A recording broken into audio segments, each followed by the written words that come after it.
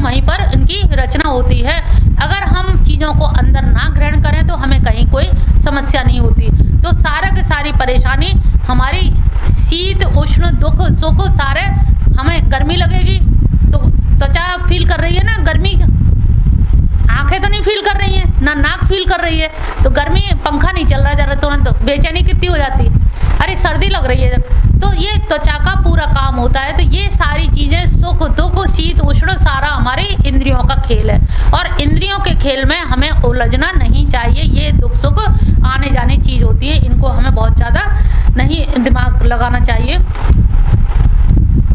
15वां श्लोक है, यम ही न व्यतीयन्ते ते पुरुषव पुरुषरीश सम दुख सुखम धीरे सो अमृतत्वाय कल्पते।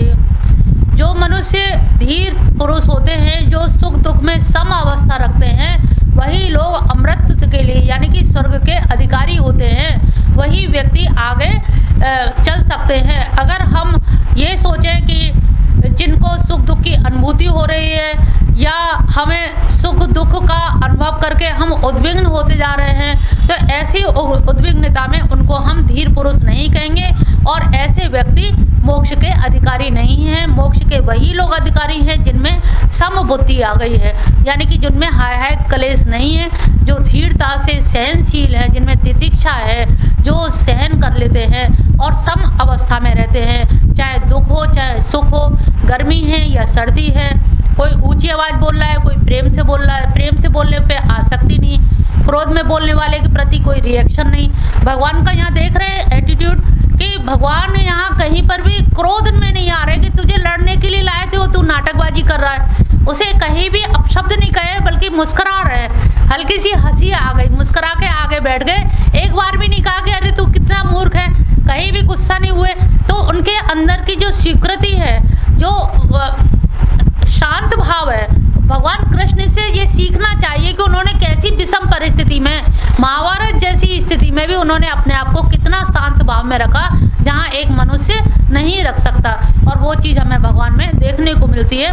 तो यहाँ पर यही कहा कि जो पुरुष अगर इंद्रियों के वशीभूत होकर के व्याकुल नहीं होता है, सम अवस्था में रहता है, उसको ऐसा व्यक्ति वो मोक्ष के योग्य होता है। 16वें श्लोक में कहा गया है, नासतो विद्यते भावो ना भावो विद्यते सत उभयोरपि दृष्टो अन्तस्त्वनयोस्तत्त्वदर्शिभिः। ना असतो, जो असत है उसका ना विद्यते, यानी कि भाव माने है अस्तित्व, भाव माने होना, और असत माने मिथ्या यानी कि सत नहीं है। तो जो असत है वो होता नहीं है, क्योंकि असत वस्तु कब तक रहेगी, कभी ना कभी तो उसमें नाश भी होगा, क्षरण भी होगा। वस्तु जो परिवर्तनशील होती है उसकी पहचान होती है, वो जन्म भी लेती है, बढ़ती भी है, फिर हाँ एक स्थिति में स्थित रह के फिर वो क्षरण भी होता है।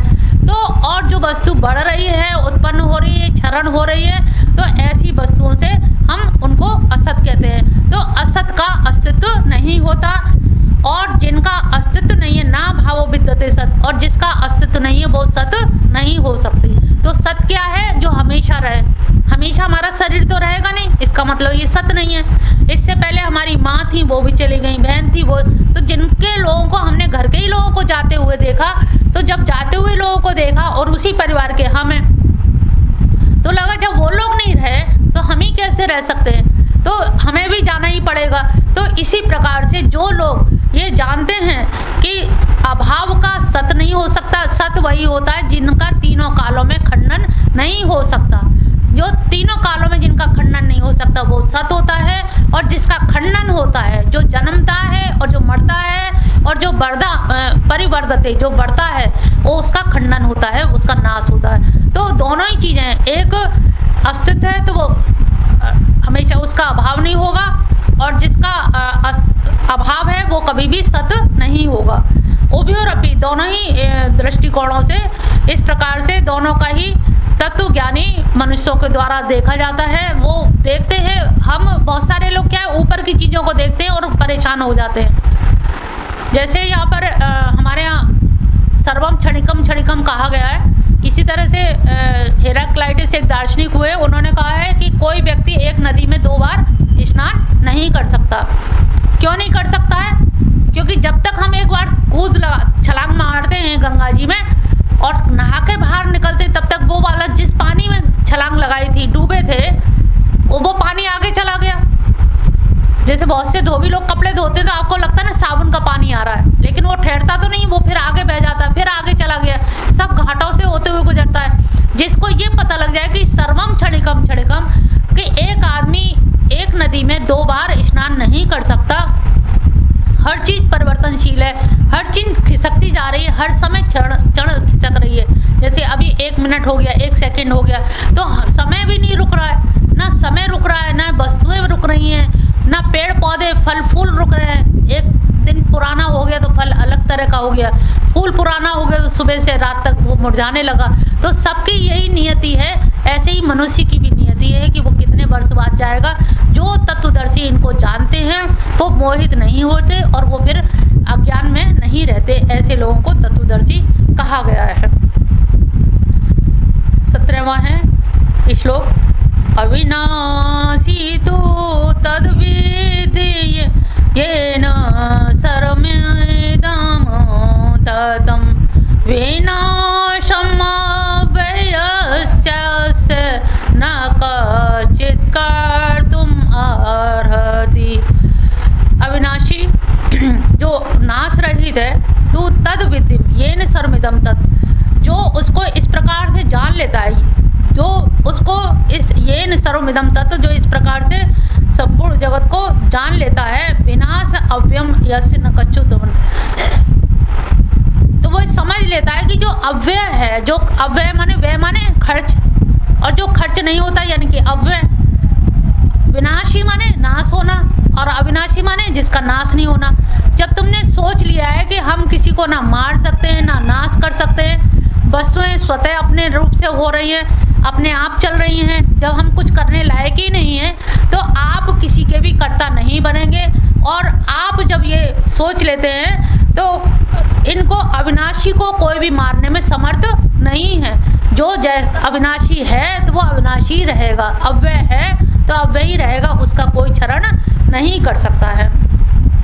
18वां श्लोक, अंतवन्ते इमे देहा नित्यस्य योक्ता शरीरेण अनाशिनो अप्रामेश तस्मात् युद्धस्य भारत।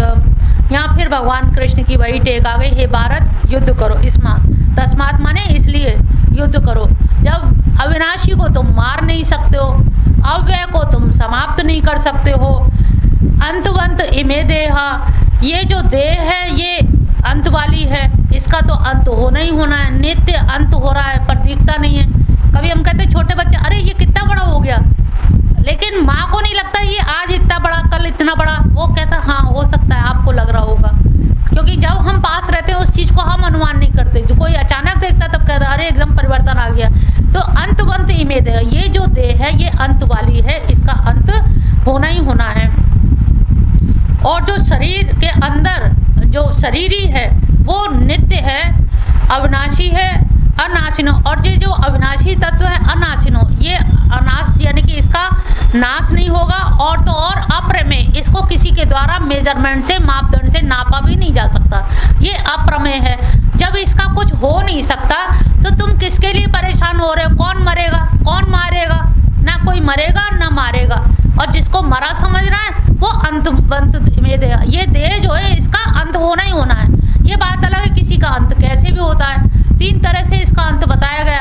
एक, या तो तुम्हें वही खोद के गाड़ दिया जाएगा तो कीड़े पड़ जाएंगे, एक तो वो है, जला दी जाएगी तो राख हो जाएगी, लेकिन तुम्हारी राख किसी के काम भी नहीं आती है, बर्तन भी नहीं मांज सकते हो, तो क्या करते हो? राख को वही हरिद्वार में प्रवाह दो, उसकी जड़ भी ना रह जाए, अस्थि राख लेकर के हरिद्वार में बच्चे प्रवाहित कर आते हैं। या फिर कोई फेंक देगा तो पता लगा चील कौए नोच के खा गए। 3 ही गति हैं, इस देह की 3 तरह से। अब ये तुम बता दो, अपने घर में बता जाना कैसे जाना है, कौन सी गति तुम्हें पसंद है, गड्ढे में गाड़ के तुम्हें करा जाए, या चील कौओं को खिलाया जाए, या राख का ढेर बनाया जाए। ये जैसे 3 ही गति होनी है, समझ लो, चौथी गति है नहीं। अब इसकी चौथी गति नहीं है तो अब चौथी तुम कहाँ से ढूंढोगे? अब चौथी गति नहीं है तो अब क्या होगा? कहीं एक्सीडेंट में मर गए तो चील कौवे नोच खाएंगे। ऐसी स्थिति जब है इस देह की, और हम पूरा समय काय में लगाते हैं? देह को चमकाने में। सारे पूरी हमारा प्रयास देह को चमकाने में रहता है, देही को चमकाने में नहीं लगते कि उसको कितना ज्ञानवान बना लें। देही पे हम कोई काम नहीं करते, सारा काम हमारा इस दृश्य पे है, दृश्य जगत में जो दिख रहा है। तो देह पे पूरा काम है। सुबह से उठते क्या, दातुन, कुल्ला, नहाना धोना, अंदर इतनी गंदगी फेंकने में ही लगे रहते हो। कुल्ला करो, नाक छिनको, मुंह धोयो, सारी चीज बाहर फेंकने में लगो, गंदगी के ढेर हो देखा जाए तो, पुंज हो गंदगी के। तो सारी गंदगी, कान में हाथ डालो तो गंदगी निकलेगी, पता नहीं कहाँ से आ जाती है, ये कहाँ से बन के फैक्ट्री अंदर लगी है, गंदगी की फैक्ट्री है ये जो शरीर है इतना गंदा है, इतना गंदा है, गंदगी के अलावा इसमें से कुछ निकलता ही नहीं है। सुगंध नहीं निकलेगी, दुर्गंध ही निकलेगी। सुगंध तो हम ऊपर से लादने में लगे रहते हैं, पाउडर लगा लो, क्रीम लगा लो, सेंट लगा लो। तो जब इतना गंदा है उस शरीर को, उसमें हम साबुन लगा लगा रगड़ रगड़ के नहाते हैं, रंग गोरा हो जाए, उससे मेरा रंग गोरा है, उससे गोरा है, फिर तुलना करने में लग रहे हैं, अरे ये जल के राख होना है, इसे गोरा भी कर लोगे तो क्या है, चमड़ी है ये तो राख होगी, इसमें कीड़े पड़ेंगे या चील कौवे खाएंगे। इसको ज़्यादा समय मत बर्बाद करो। 24 घंटे, उन्हीं 24 घंटे में तुम अच्छी नारी बन सकती हो, उसी 24 घंटे में महात्मा बन जाते हैं, उसी 24 घंटे में दुष्ट आत्मा भी बन जाते हैं। उन्हीं 24 घंटे में तुम अच्छे काम कर लो, चाहे किसी की हानि पहुँचा दो, चाहे संत बन जाओ, चाहे दुर्जन बन जाओ, यही 24 घंटे हैं। 25वां घंटा किसी महात्मा के लिए नहीं बनाए, ना संत के लिए बनाए। अब ये 24 घंटे तुम टाइम टेबल कैसे बनाती हो? कितना समय देही के लिए देना, कितना देह के लिए देना है। देह के लिए समय देना कम करो, तुम्हें बता दी 3 गति होनी है, यही सोच के अब थोड़ा सा समय कम कर देना तुम लोग। ज़्यादा इसको सुलाना नहीं, ज़्यादा नहलाना नहीं, ज़्यादा खिलाना मत, ठीक है? खिलाना, नहलाना, सुलाना कम कर दो, बाकी का समय उसमें से बचा के कृष्ण को दो, ठीक है? उसमें से। और टाइम टेबल बना के मुझे दिखाना कितना समय तुमने इनके लिए रखा है। इनका 1 घंटा भी हमें बहुत लगता है, बहुत देर हो गई। 23 घंटे क्या करते वो कुछ नहीं पता, पता नहीं है भाई, बस चला गया समय, टाइम ही नहीं मिलता। करते क्या, भगवान की पूजा सुबह आधा 1 घंटा कर लेते हैं, 24 घंटे में से आधा 1 घंटा समय उन्हीं का ही है, उन्हीं को नहीं दे रहे हो। अरे बड़े गद्दार हो तुम लोग, उन्हीं का समय, और वो आज ही कल ले ले तो क्या करोगे? भगवान एक सांस दे दो। कोरोना में देख चुके हो कि एक सांस नहीं मिली, हजारों रुपये, लाखों रुपयों में भी। एक एक सांस कितनी कीमती है, विवेचन नहीं है, बस है वही जिंदगी चली रही है। दिन हुआ, रात हुआ, खाया, सोया, पिया, खत्म। इतवार आएगा तो देख लेंगे भगवान जी को, जरा सा माधव के दर्शन कर लेंगे। इतवार को तो जाना ही है, 6 दिन तो अपने हैं, 6 दिन अपने हैं। 1 दिन कन्हैया को, वो भी 3 घंटे घड़ी देखने लगते हो, 2 घंटे से ज़्यादा तो नहीं हो गए, 3 घंटे तो नहीं हो गए। तो ये देह नासवान है, अंतबंत इमे देहा। मैंने इन लोगों को पहले याद कराया था, हिंदू वगैरह को, अंतबंत इमे देहा, अंतबंत इमे देहा, अंतबंत इमे। ये देह का नाश होगा, 3 बार से होगा, कीड़े खाएंगे, राख होगी, और क्या होगा? कौवे नोचेंगे। हाँ, तो अब 3 गति होनी है, तो हमें 3 गति वाले को ज़्यादा नहीं समय देना है। हमें समय किसको देना है? जो हमारे लिए काम आएगा। आप लोग एफडी करते हो काहे के लिए? बुढ़ापे में काम आएगा। तो ये भी एफडी है, एफडी करो। ये वाली एफडी कैसी है? ये एलआईसी ऐसी है, इसमें कई जन्म जन्मांतर की एलआईसी है। ये वाली जो एलआईसी 1 जन्म की होती है, ये एलआईसी कृष्ण की भक्ति तो कई जन्म जन्मांतर की। और वो वाली एलआईसी क्या, 1 जन्म में काम आएगी, आपके बच्चों को मिल जाएगी। हो सकता है आप कैश ना भी करा पाए, बच्चे ही खाएं। तो ऐसी एलआईसी करो जो तुम्हारे काम आए। तो क्यों नहीं ऐसी एलआईसी करते हो? तो इस तरह से थोड़ा ध्यान दे लो। गीता पढ़ने का मतलब है ज्ञान चक्षु खुल जाने चाहिए। आंख बंद करके मत बैठना, कान खोल के सुनना और आंख खोल के देखना, ठीक है? कितने हो गए? अंतवंत इमे देहा, अनासिनो अप्रमे से। तो यहाँ पे क्या किया? तस्माद, इसलिए भगवान ने कहा, इसलिए। किस लिए? क्योंकि इसका अंत होना है, इसलिए तो उठ, अपना कर्तव्य कर।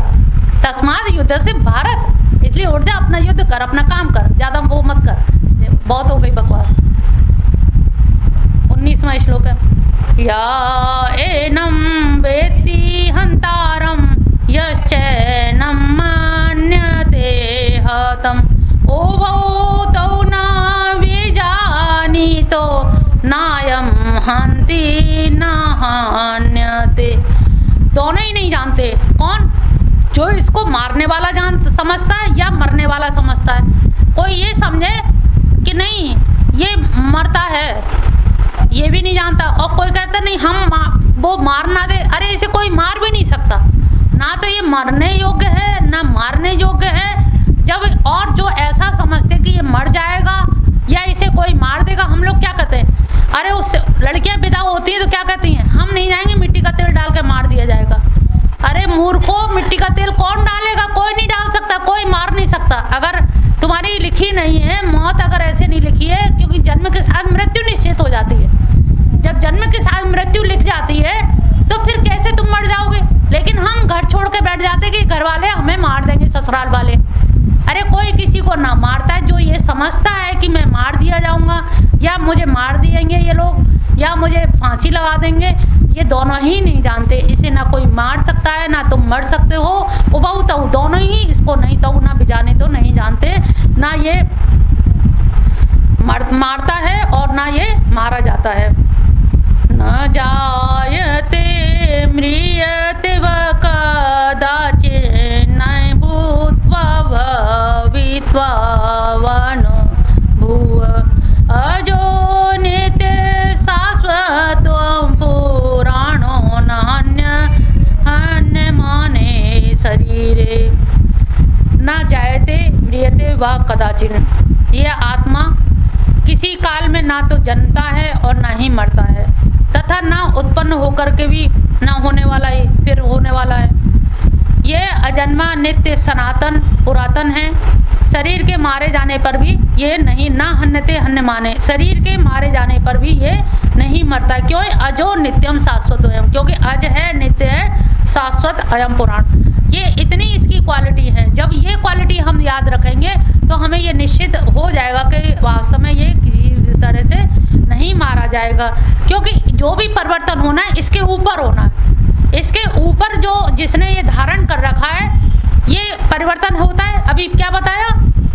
बालावस्था, यौवन अवस्था, वृद्धावस्था, ये परिवर्तन हो रहा है। तो परिवर्तन किस पे हो रहा है? शरीर पे। और शरीर किस पे? किसी अपरिवर्तनशील पे है। परिवर्तन हमेशा अपरिवर्तन पे होता है। कोई चीज आधार होता है, अधिष्ठान होता है। जैसे रस्सी है और रस्सी को रात में हम लोग अंधेरे में कभी कभी देखते हैं कि लग रहा है ये सांप है, क्या सांप लग रहा है। कोई कह रहा है कि नहीं कुछ और तो नहीं, किसी ने कुछ डाल दिया कोई वैसी चीज। अब उसमें रज्जु में सर्प होने का जो अध्यास एक होता है अधिष्ठान। अधिष्ठान मतलब होता है आधार, है ना। जैसे ये टेबल रखी है तो इसका आधार है, इसका भी फिर आधार है, सबका एक आधार है, जमीन का भी आधार है। तो कोई ऐसी जगह है जो सबका आधार है। तो यहाँ पर आत्मा को हमारी सारी इंद्रियों का आधार माना है। जैसे आदमी के अंदर से आत्मा निकल जाती तभी तो वो मृत हो जाता है। आँख नाक ज्ञानेंद्रिय जिनसे ज्ञान लेते वो तो रहते ही हैं, लेकिन फिर ज्ञान नहीं ले पाते मरने के बाद, यानी कि वो निकल गए। हम क्या कहते हैं, फलाने रामलाल ओटी में गए लेकिन वापस क्या है, मिट्टी वापस आई।